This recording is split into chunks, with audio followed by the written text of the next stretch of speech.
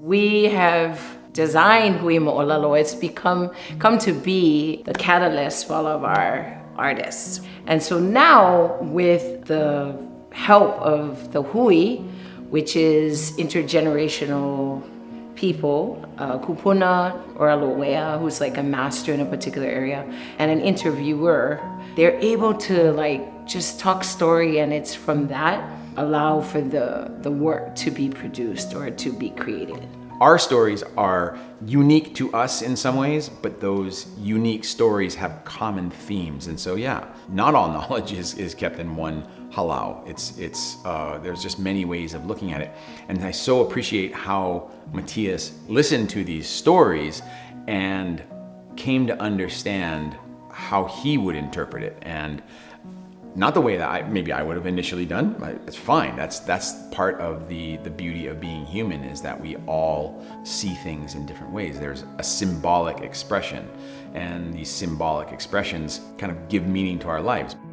He hosts a lot of like talk stories on the land and volunteer groups. Someone was saying, man, like when Scott stands on the land, you can like see the mana of the land coming through him. It's just inspiring how much he's been able to take, like indigenous knowledge and history and understanding and combine that with, like scientific practice.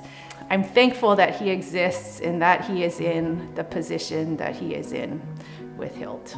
Kim is kind of the embodiment of the Maui community. I mean, she's a mother. She is active in the community in very many ways. Super fun, always smiling, always laughing, just a great person to talk story with. And so we had these really fun exchanges, but then to hear her kind of articulate what those factors that have shaped her. Yeah, amazing person. It allows them to think about, well, what's my story? Because everyone has a story. And especially being from Maui, we need more of that. We need more ʻāina to come forward to say, well, I have my story, about wherever, and I'd like to share it.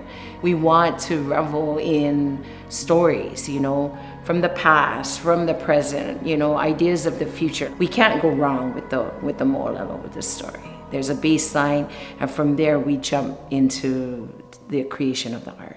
This opportunity to provide a space for free public artwork aligned so well with our mission, because art and all the conversations that go along with that give people the opportunity to broaden perspectives and open eyes to new things, just like opening a book can do.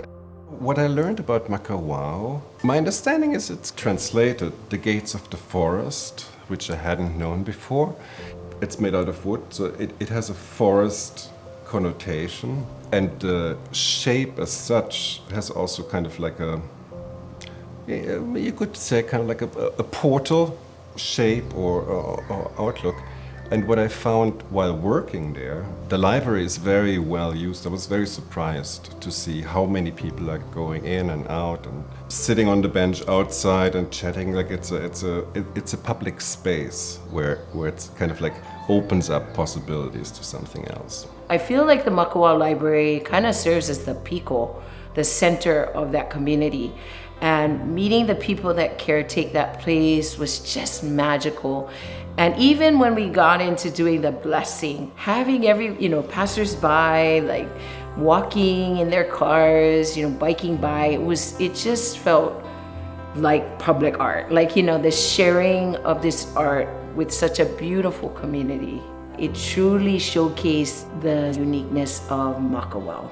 Makawao a lot of times gets referred to as, one of our original country towns that's still a country town, that still has that character. This sculpture is kind of symbol of that, in that, it's very modern type of design that the sculpture is, but like he said, in a very, like mundane building material. But a lot of Makawao is built out of wood, just like the sculpture is. So it's kind of that, ika wā mamua, ika wā mahope. The future is in the past and the past is in the future. It's kind of bridging all of that history, but also looking ahead.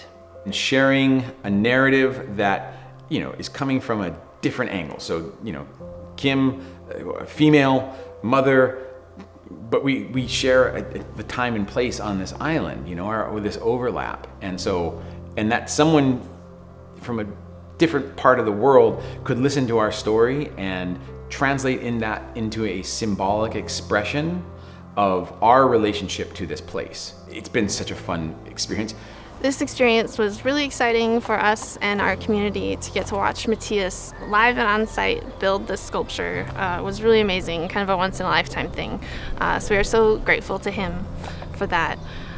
We are also so grateful to the Maui Public Art Corps. They have been so professional and patient throughout this whole process of bringing all these different groups together to make this artwork happen, which is no small feat.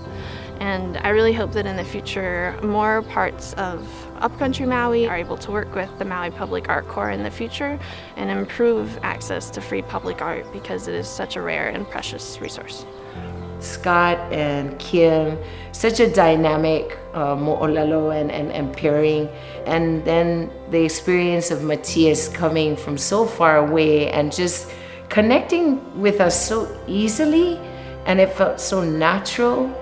And then of course, what was so cool is learning about the people of Makawao through the library, Hui. Those people that make that place alive and steward the ability for people to come in and enjoy the library in Makawao. It was just a really sweet experience, and it goes down in the books as one of many just highlights of work that we do. Mahalo.